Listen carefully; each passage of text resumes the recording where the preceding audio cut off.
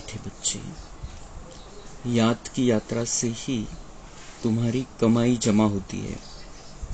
तुम घाटे से फायदे में आते हो, विश्व के मालिक बनते हो। प्रश्न, सत का संग तारे, कुसंग बोरे, इसका अर्थ क्या है?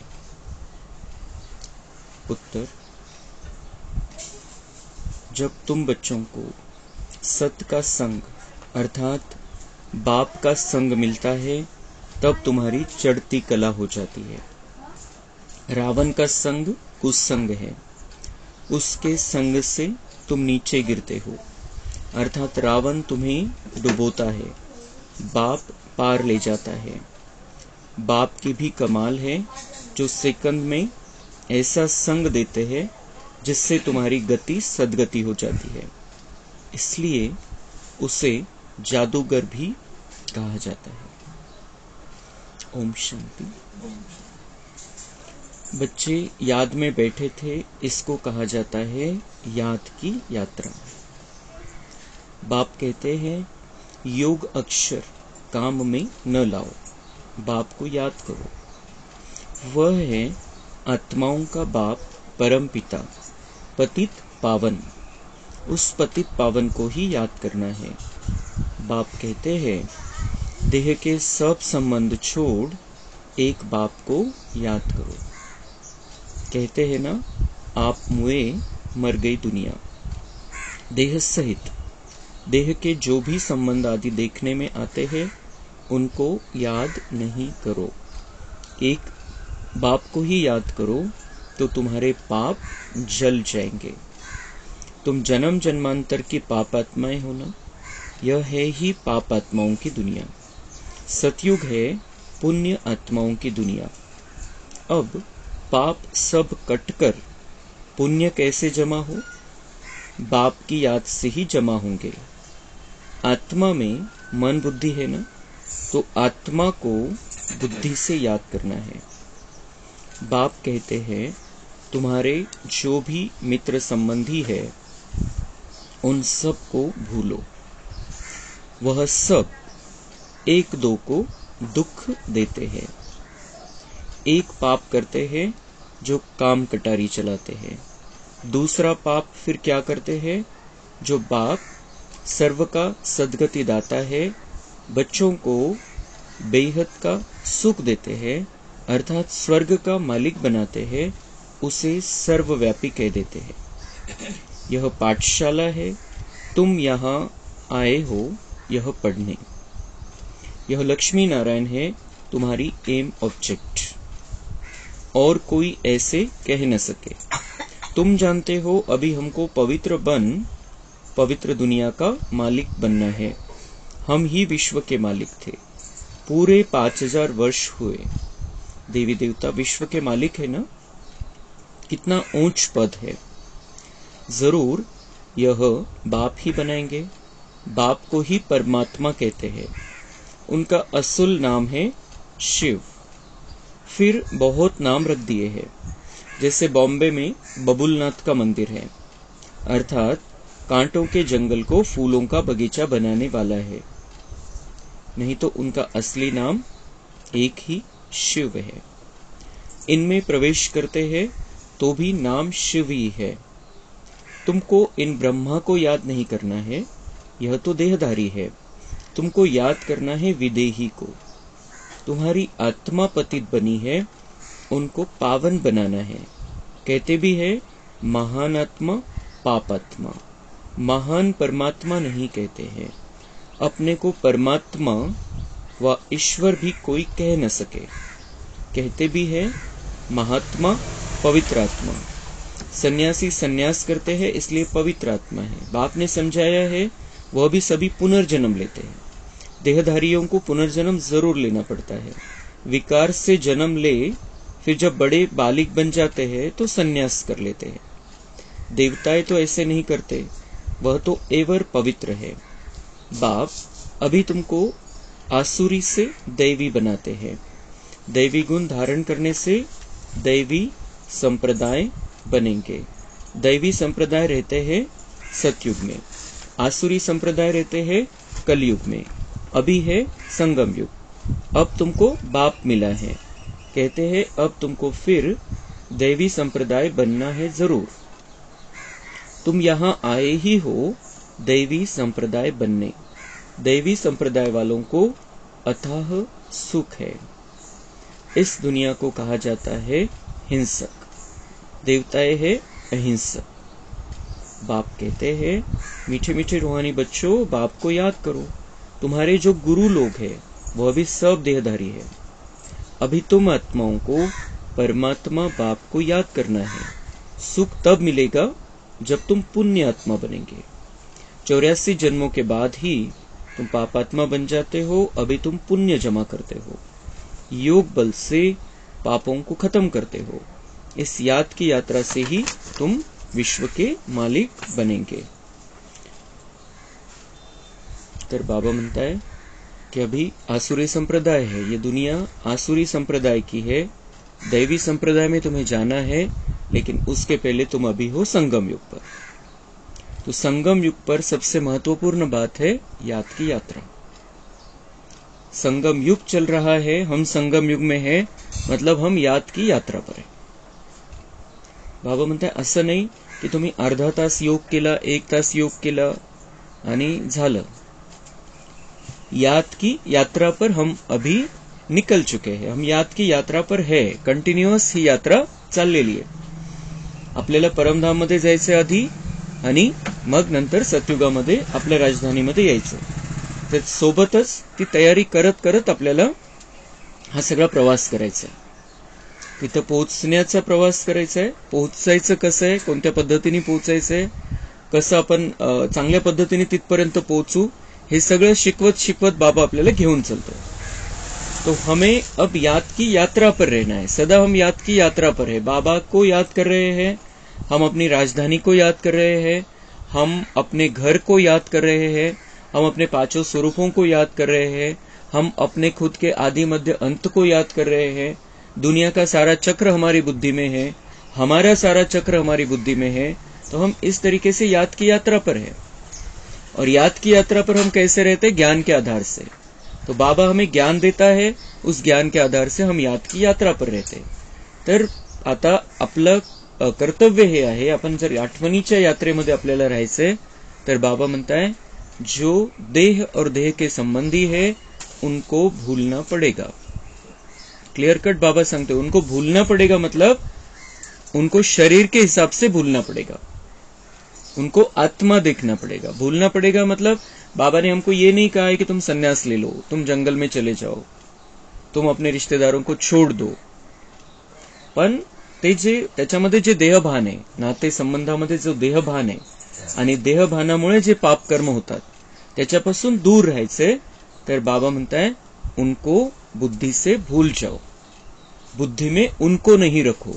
बुद्धि से हमें बाबा को याद करना है, मतलब हमारे बुद्धि के सामने वो उनका चित्र घूमते नहीं रहना चाहिए, हमारे सामने बाबा रहना चाहिए।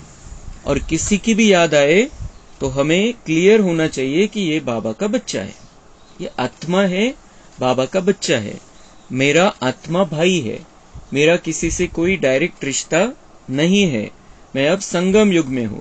बाबा म्हणता है कि आप मुए मर गई दुनिया। दुनिया वाले क्या कहते हैं? आप मुए मर गई दुनिया, म्हणजे तुम्ही शरीर सोडलं, दुनिया तुमच्यासाठी संपली। जे काही रिश्ते नाते, जे काही घर परिवार, जे काही मालमत्ता होती सगळं संपलंच, त्याच क्षणी संपलं ज्या क्षणी तुम्ही हे शरीर सोडलं। तो हमारे लिए जैसे कि दुनिया तो मर गई, हम ही चले गए यहां से, तो हमारे लिए ये दुनिया मर गई।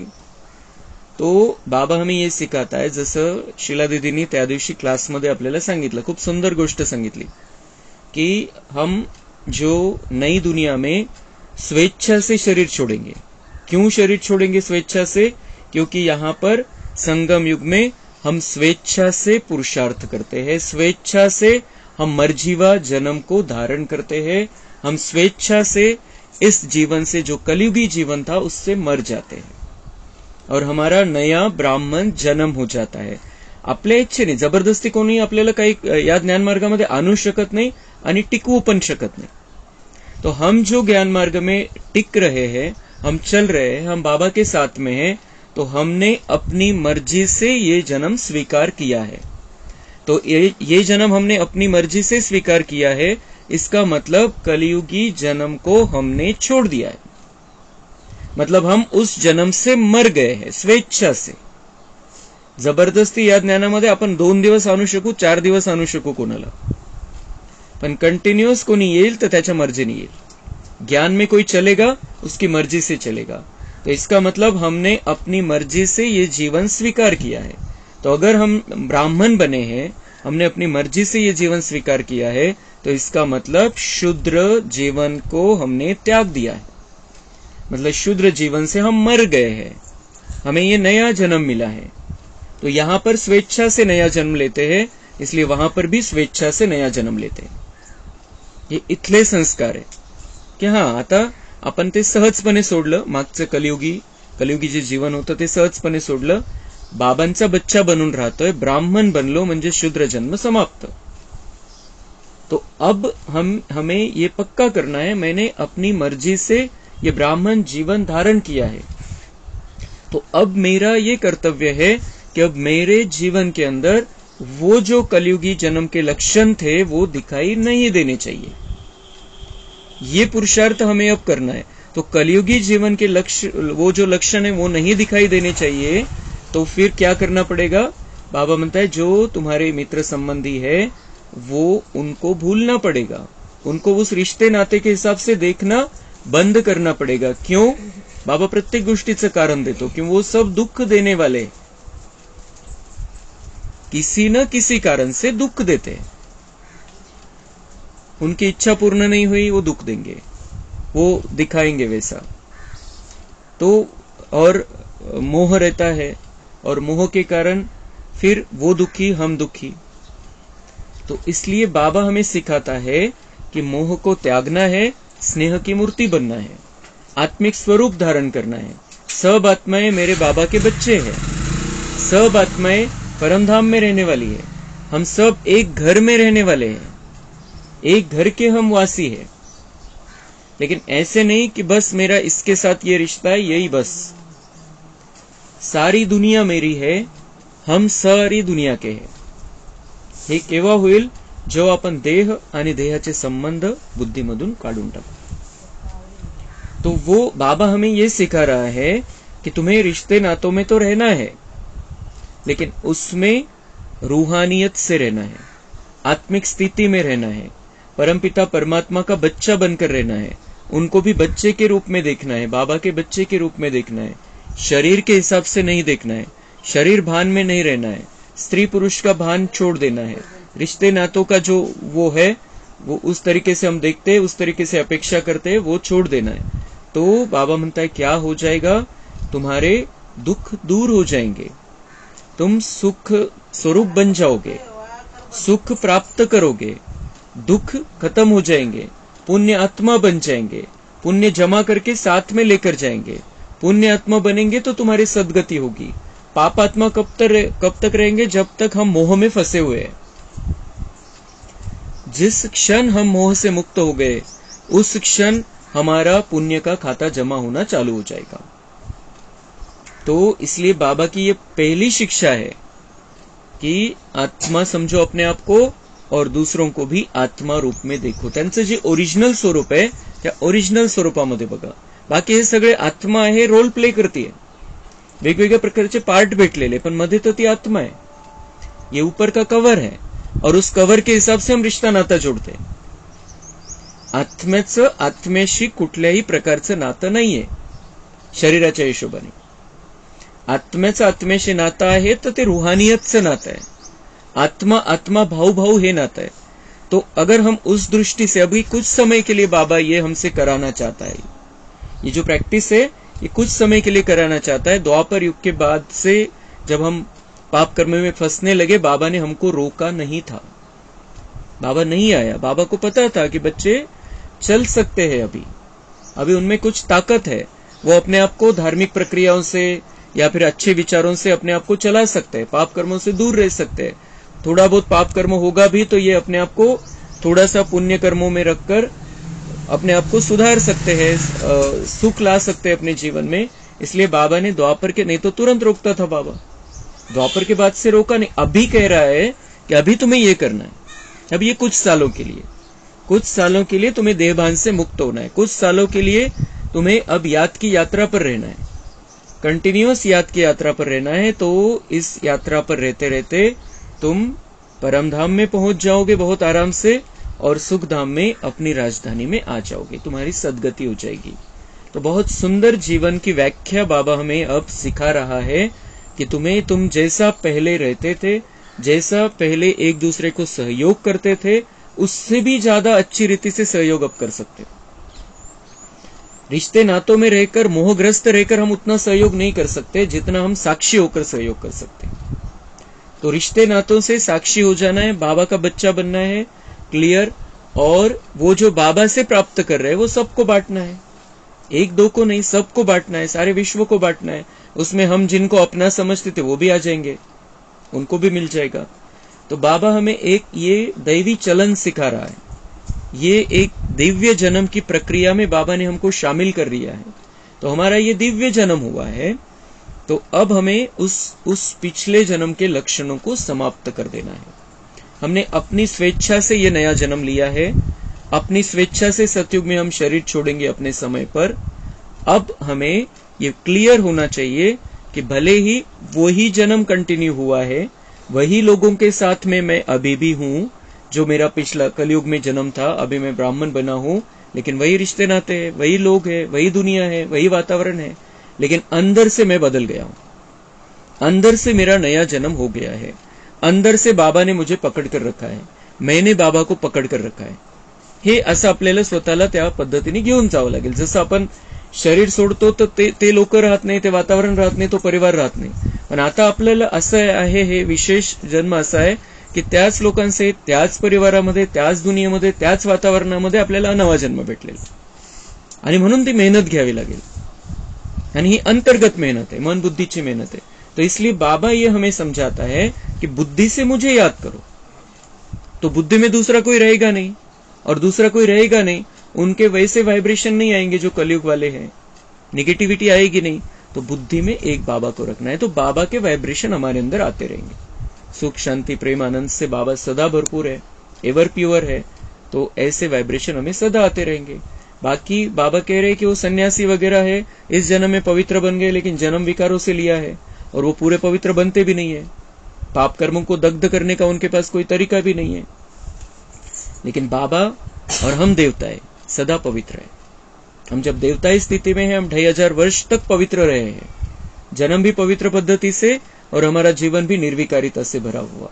तो हमें ये प्रैक्टिस है, निर्विकारी रहने की, दिव्य गुणों के सहित रहने की हमें प्रैक्टिस है। तो उसको सिर्फ हमें जागृत करना है, उस स्थिति को हमें जागृत करना है, क्योंकि हमें मिला है शिव बाबा, जो शिव बाबा कांटों को फूल बना देता है, जो सबका कल्याण करने वाला है, जो सदा पवित्र है, एवर प्योर है, ऐसा शिव बाबा हमको मिला है। और उसका कुछ दिनों का साथ है, कुछ पलों का साथ है, कुछ वर्षों का साथ है, बाद में वो 5000 वर्ष हमारे साथ में नहीं रहने वाला है। 5000 वर्ष के बाद जब हम नीचे उतर जाते हैं, नीचे के लेवल में आ जाते हैं, पतित आत्मा बन जाते हैं, तो फिर वो आता है, हमें तरीका सिखाता है पापों को कैसे जलाना है। जो भी पाप किए हमने, सब ने पाप किए हैं, वो सब पापों को जलाने का तरीका हमें बताता है कि देह और देह के संबंधों को भूल, मुझ एक बाप को याद करो बुद्धि से।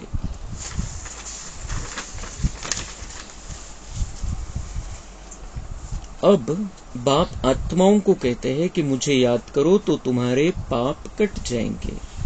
तुम सतो प्रधान थे, अब तमो प्रधान बने हो, घाटा पड़ा है। बाबा म्हणतात तोटा झाला तुमचा, जीवन जे खूप सुंदर जीवन होतं ते आता तोट्यामध्ये पडलेले आहे, तोट्यामध्ये गेलेले आहे, नुकसानीमध्ये आहे तुम्ही। फिर जमा करना है। भगवान को व्यापारी भी कहा जाता है, कोई विरला उनसे व्यापार करे। भगवान व्यापारी है, लेकिन सब कोई भगवान से व्यापार नहीं कर सकते, त्याचे गिराईक बनणं साधी गोष्ट नहीं है। जादूगर भी उनको कहते हैं, कमाल करते हैं, जो सारी दुनिया की सदगति करते हैं। बाबा जादूगर भी है, व्यापारी भी है, जादूगर भी है, जादूगर कैसे सारी दुनिया की सदगति करते, सारी दुनिया को यहां से मुक्त कर देता है, यहां से छुड़ा देता है, इस दुनिया से छुड़ा देता है। तो ये जादू ही है। अगर हम आज की दुनिया को देखें, ऐसी दुनिया, इतनी गंदी दुनिया, इतना हंगामा है चारों ओर, और ऐसी दुनिया 2036 के बाद सतयुग बन जाएगी। 12 वर्षानंतर कोणीच कल्पना नाही करू शकत. ही अशी दुनिया, इतकं सगळं चाललेलं आहे, रोजचे सगळे कार्यक्रम चाललेले, पुढचे सगळे प्लॅनिंग चाललेले, 2047चे प्लॅनिंग चाललेले, काय काय करत नाहीये लोक. उनको पता ही नहीं है कि 2036 में श्री कृष्ण का जन्म हो जाएगा, सतयुग स्टार्ट हो जाएगा. ये जादू ही है, कोई कल्पना नहीं कर सकता, वो चीज जादू है. तो ये जादू करने वाला बाबा हमारा बाप है, हमारा शिक्षक है, हमारा सदगुरु है. तो वो जो जादू कर रहा है अब, उसमें हम भी शामिल हो गए हैं. हमें भी मास्टर जादूगर बनना है. हमें भी इस दुनिया को बदलने के लिए बाबा के जादू के खेल में बहुत अच्छी रीति से मन से शामिल हो जाना है.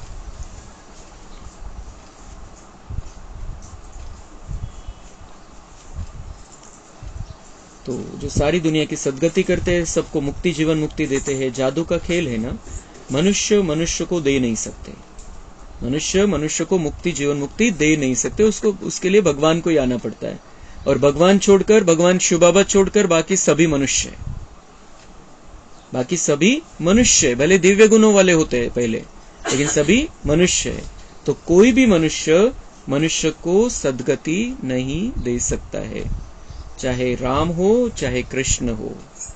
इन्होंने सब ने मनुष्य जन्म लिया है, तो वो किसी की सदगति नहीं कर सकते. इन सब का बाप, रामकृष्ण का बाप, हमारा बाप शिव बाबा, वही एक है जो सबकी सदगति कर सकता है, क्योंकि वो कभी भी मनुष्य नहीं बनता है. तुम 63 जन्म भक्ति करते आए हो, इस भक्ति से कोई ने सदगती को पाया है? बाबांचा प्रश्न आहे. 63 जन्मापासून भक्ती चालली आहे, कोणी सदगतीला प्राप्त केलेला आहे का? पुरावा कोणाचा? कोणी येऊन सांगितलं का मी सतयुगामध्ये जाऊन पोहोचलो, मी इथं होतो आणि मी आता सतयुगामध्ये?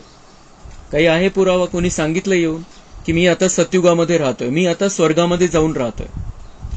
एकानेही सांगितलेलं नाही. इतकं सगळं चाललेलं आहे, इतके सगळे शास्त्र, इतके सगळे कहाण्या आहे. एकाने तर येऊन सांगावं इथं पुरावा म्हणून, सगळ्यांना मग क्लिअर होऊन जाईल की असं केलं म्हणजे आपण स्वर्गामध्ये जाऊ शकतो, स्वर्ग इथं आहे तिथं आहे. कोणीच नहीं सांगितलं. तो बाबा का प्रश्न बिल्कुल राइट है. हमें ये प्रश्न सबको पूछना चाहिए. किसी ने आकर बताया वहां से कि वो एरिया कहां पर है, वो स्वर्ग कहां पर है, और वहां पर हम कैसे रहते हैं, कैसे वहां पर सब कुछ चलता है? कोणी सांगितलं आजपर्यंत येऊन? तो ये प्रश्न बाबा का बिल्कुल सही प्रश्न है, जो हमें किसी को भी पूछना चाहिए कि किसी की सदगति हुई आज तक?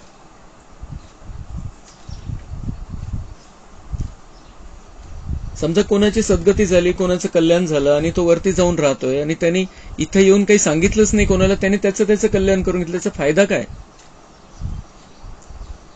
तो अगर कहीं जाकर सदगति होती है, स्वर्ग है कहीं पर, तो आकर बताना चाहिए, तो सबका कल्याण हो जाए, सबको मालूम पड़ जाए. तो तर समजत तसं जर भक्ती मार्गाच्या हिशोबाने आपण पकडलं जरी, तरी तो त्याचा स्वार्थ झाला, एकटा जाऊन तिथं बसला. तो ऐसा तो होता ही नहीं, ऐसा तो है ही नहीं.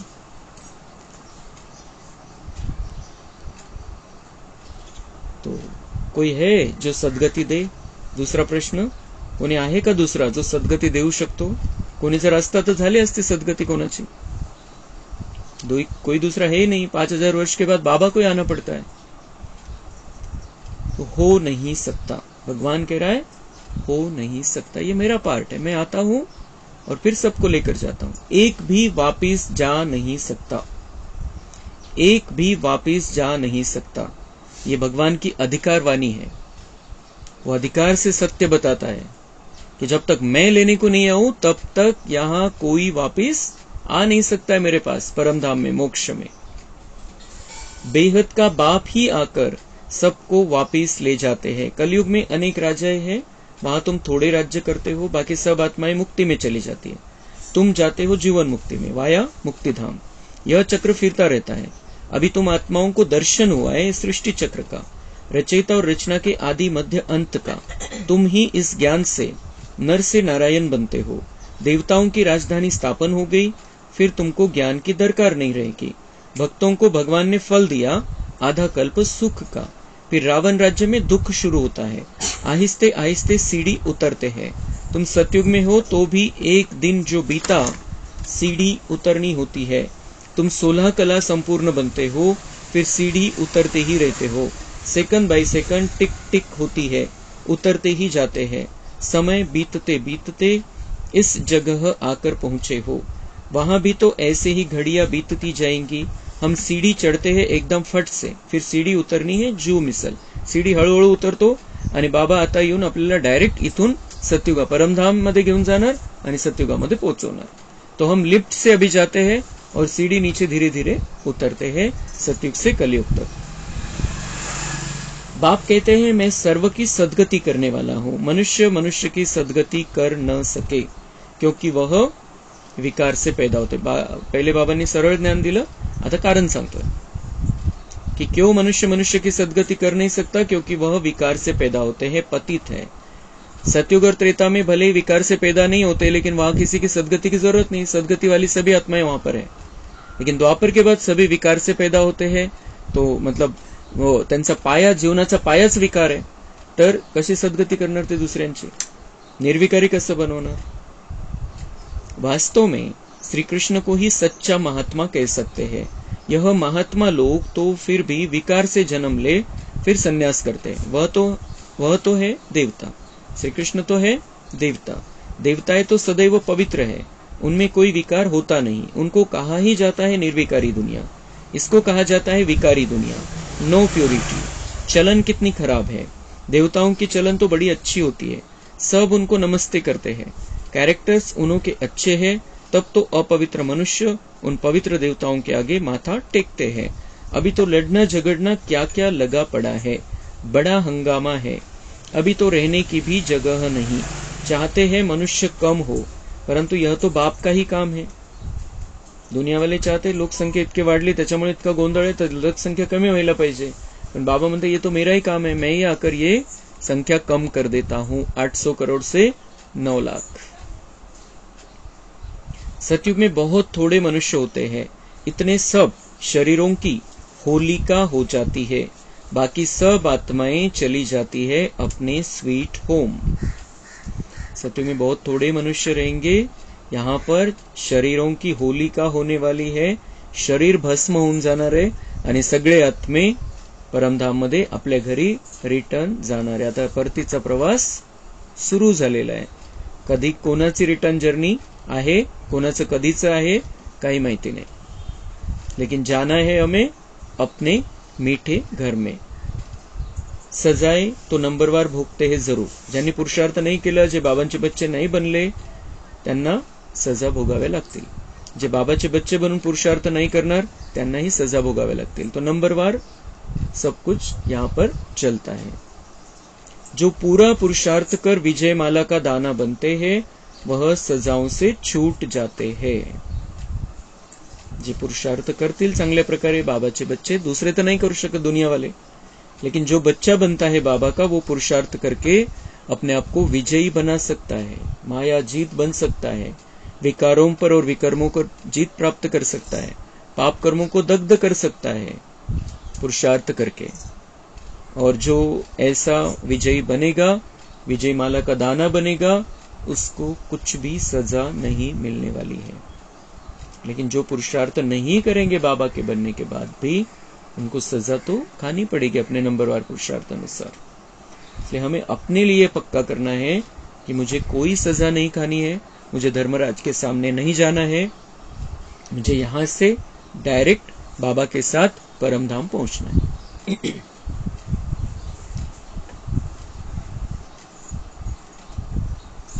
तो माला एक की तो नहीं होती, जिसने उनको ऐसा बनाया वह है फूल, फिर है मेरू।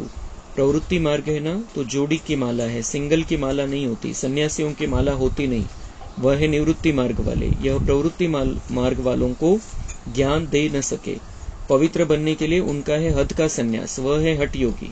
तो बाबा हमें प्रवृत्ति मार्ग में ले जाता है, पवित्र प्रवृत्ति मार्ग में ले जाता है, पवित्र संसार करना सिखाता है, फिर बाबा म्हणते एक की ही विजय नहीं होने वाली है, जोड़ियां जीतने वाली है। हम सब बच्चे जो बाबा के बच्चे हैं, हमें बहुत अच्छी रीति से पुरुषार्थ करके अपने आप को उस स्वर्णिम संसार में पहुंचाना है। वहां जाकर हमें सुख का संसार करना है।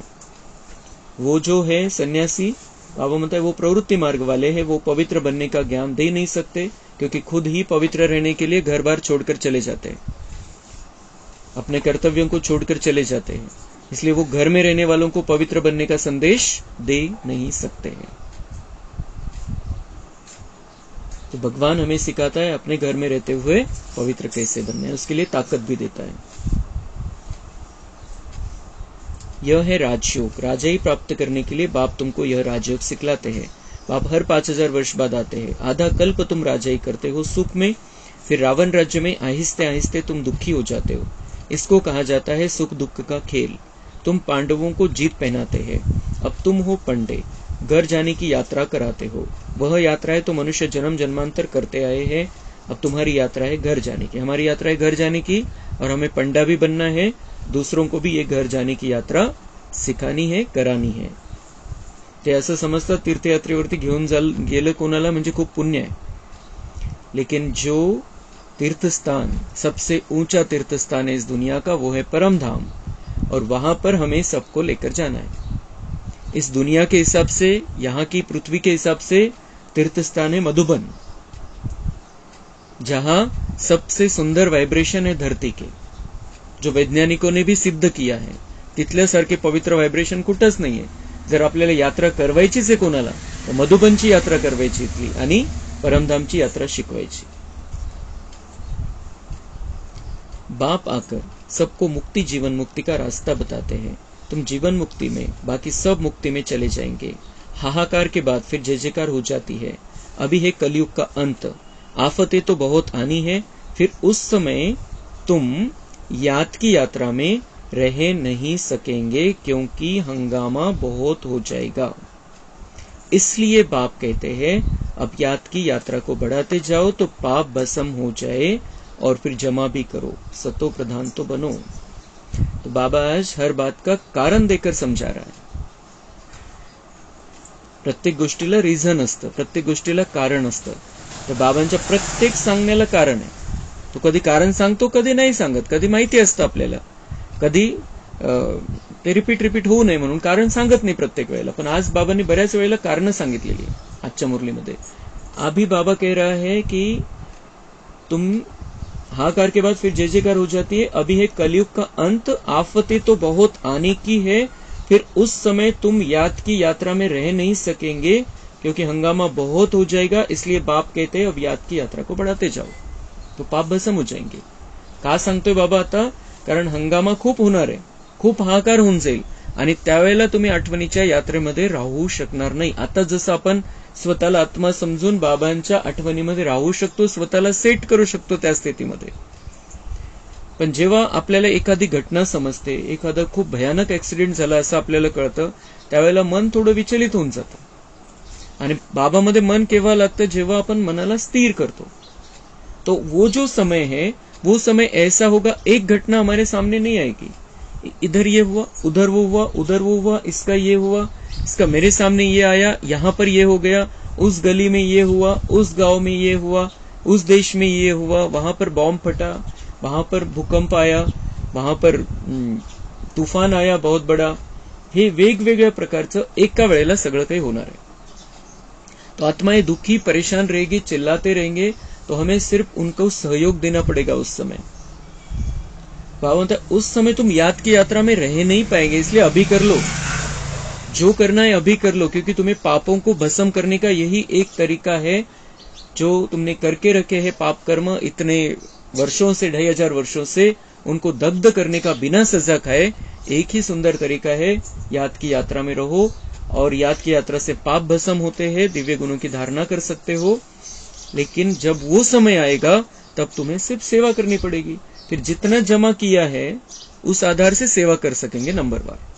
लेकिन अभी हमें अपने आप को कर्मातीत स्थिति तक लेकर जाना है, अपने हिसाब किताब मिटाने हैं, अपने आप को पवित्र स्थिति में रखना है, अपने आप को याद की यात्रा पर रखना है।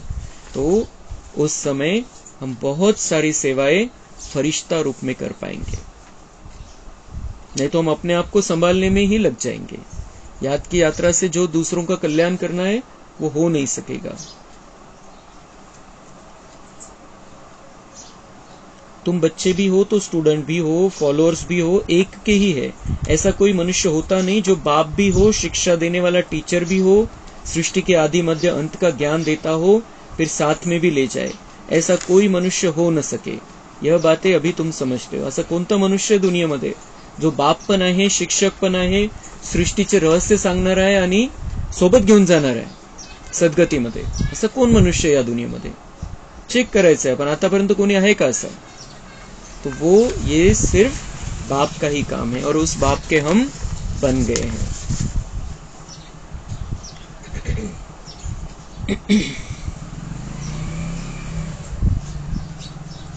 रूहानी बाप रूहानी बच्चों को पढ़ाने आते हैं। रावण राज्य आया तो फिर शरीर छोड़ अपवित्र राजा बने और पवित्र देवताओं के आगे माथा टेकने लगे।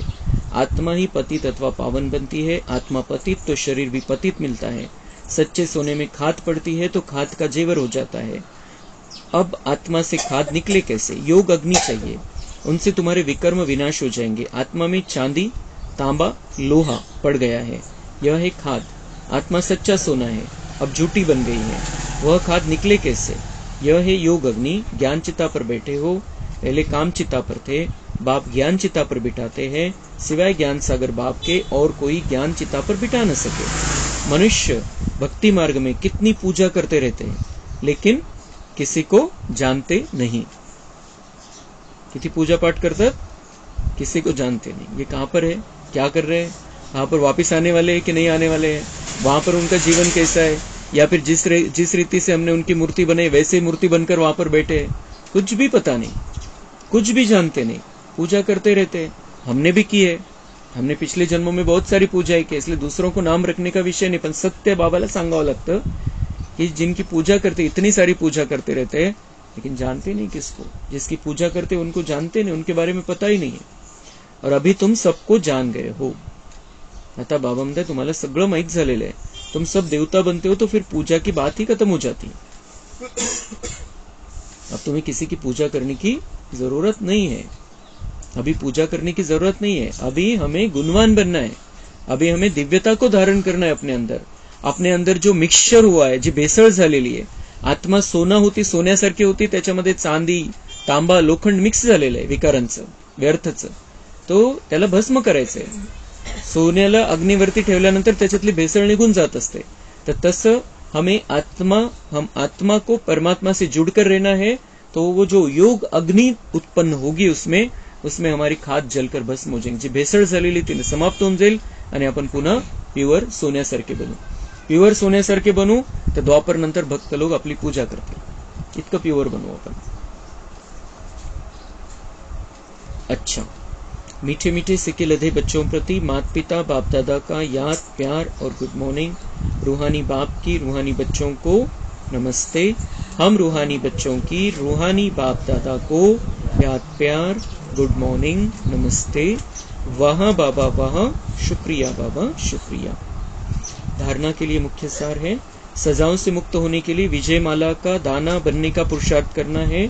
रूहानी पंडा बन सबको शांतिधाम घर की यात्रा करानी है। याद की यात्रा को बढ़ाते बढ़ाते सब पापों से मुक्त हो जाना है। योग अग्नि से आत्मा को सच्चा सोना बनाना है, सतो प्रधान बनना है।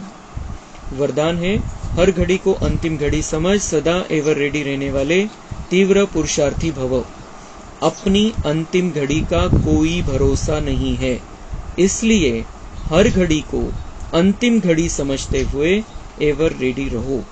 एवर रेडी अर्थात तीव्र पुरुषार्थी। ऐसे नहीं सोचो कि अभी तो विनाश होने में कुछ टाइम लगेगा, फिर तैयार हो जाएंगे।